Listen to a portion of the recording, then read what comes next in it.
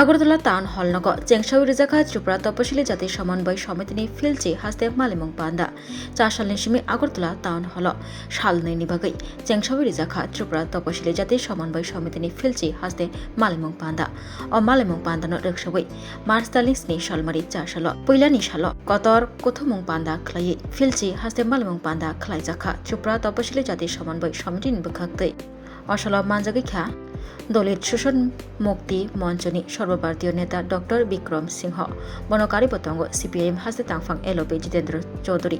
त्रिपुरा तपशिली जाति समन्वय समितिनि आदं रतन भूमिक सुदन दास खबै जुदा जुदा आदं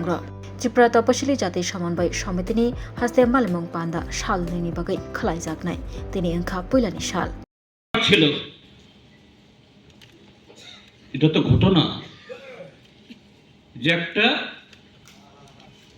ভিন্ন দলের সরকার যদি কোনো রাজ্যে হয় আর কেন্দ্রের সরকারটা যদি অন্য দলের সরকার হয়, তার কাছে 1 টাকা হোক বা লাখ টাকা বা কোটি টাকা সবকিছুই আমাদের খুবই অনুনয় বিনয় করে আমাদের চাইতে হয়। অধিকার যাই থাক না কেন, আমাদের দেশে তো সাংবিধানিক সে অধিকার সব দল, আমরা বামপন্থীরা যেরকম ভাবে এটাকে শ্রদ্ধা করি সেটা করে না। তো সেদিক থেকে এরা একটা কথা বলে, ডাবল ইঞ্জিনের সরকার। দিল্লি যে দলের সরকার, রাজ্যে সে দলের সরকার হয় যদি হয়, তাইলে আমাদের দাবি দাওয়া চাইতে, আমাদের আবদার জানাতে সহজতর হবে। একটা দিক তো ঠিক, আমরা যখন ত্রিপুরাতে সরকার চালাতাম, আমরা যারা মন্ত্রী সাংসদ ছিলাম, এ রাজ্যের ন্যায্য কিছু চাইতে, যা সাংবিধানিকভাবে একটা অঙ্গরাজ্য, একটা স্বাধীন দেশের নাগরিক হিসাবে আমাদের অধিকার। উত্তরপ্রদেশ, বিহারের মানুষের যদি অধিকার হয়, এটা ত্রিপুরার যে মানুষের অধিকার। কিন্তু তারপরেও দিল্লিতে যখন মনমোহন সিং সরকার ছিল বা তার আগের সরকারগুলো ছিল, এরপরে মোদী প্রধানমন্ত্রী হয়ে আসলেন, আমরা আমাদের রাজ্যে কিছু বিষয়ে আলোচনা করতে গেলে পরে 3-4 দিন আগে, আমরা যখন সাংসদ ছিলাম, কমরেড জন্না দাস, আমি, কমরেড শঙ্কর দত্তরা, একই পার্লামেন্টে আমরা, তারা একদিকে আমরা একদিকে বসি, কিন্তু চট করে ফোন তোলে মন্ত্রী সাহেব আমরা আসব, সে সুযোগ ছিল না। মন্ত্রীর দপ্তরে আগেই স্লিপ পাঠাতাম, তাদের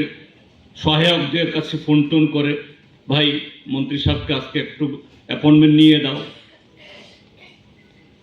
রাজ্যের মন্ত্রী হিসাবে হোক বা সাংসদ হিসাবে। তারপর তিনি দয়া করে যদি সময় টময় দেন, তখন তারপরে কথা বলা, তাও তার মতো করে, আমাদের মতো করে তাকে বোঝানোর জন্য সেরকম ভাবে তিনি সময় দিতেন না। তো সেদিক থেকে এক দলের সরকার, আপনারা দেখছেন এই রাজ্যের মন্ত্রীরা মাঝে মধ্যে দিল্লিতে যান, একই দিনে প্রায় 9-10 জন মন্ত্রীর সাথে ছবি টবি তুলে একবার ত্রিপুরার যে মানুষকে একবার বোঝানোর চেষ্টা করেন। বাহ, এই রাজ্যের মুখ্যমন্ত্রী বা মন্ত্রীরা দিল্লিতে একসাথে একই দিনে 10 জন মন্ত্রী দেখা করেছেন, আবার কিছু লিখেও দেন পত্র পত্রিকাতে, এত হাজার কোটি টাকা, এতগুলি প্রকল্প এসছে। কিন্তু ত্রিপুরাজ্যের মধ্যে তাদের এত ছবি, এত প্রচার, এত বিজ্ঞাপন, তার প্রতিফলন কি আমাদের রাজ্যের মানুষের দৈনন্দিন জীবনে, আমাদের আর্থিক অবস্থায়, আমাদের রাজ্যের পরিকাঠামোর উন্নয়নে, আমাদের রাজ্যের কর্মসংস্থানের বিকাশে,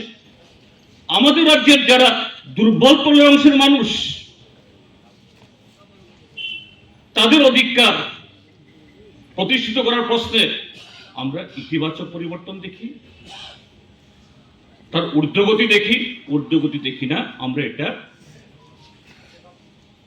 যে নিম্নগতি দেখি, অর্থাৎ এটা ক্রমশ আমাদের সে প্রাপ্যতা, আমাদের সে অধিকার, এটা চাকুরি পাওয়ার ক্ষেত্রেতে হোক, ভূমি বন্দোবস্ত পাওয়ার ক্ষেত্রেতে হোক, চাষাবাস করা, ব্যবসা বাণিজ্য করা, সব দিকে হোক, যে ক্রমশ যারা গরিব তারা বঞ্চিত হচ্ছে, এবং তার মধ্যে যারা সামাজিকভাবে দুর্বল, পিছিয়ে পড়া, তারা আরো বেশি বঞ্চিত হচ্ছেন। এটাই আজকে ত্রিপুরার যে দস্তুর। क्योंकि सबसे ज्यादा गैर बराबरी जो जमीन के रिश्ते हैं वो उत्तर प्रदेश के अंदर है, बिहार के अंदर है। अगर पूरे भारत के स्तर पे देखें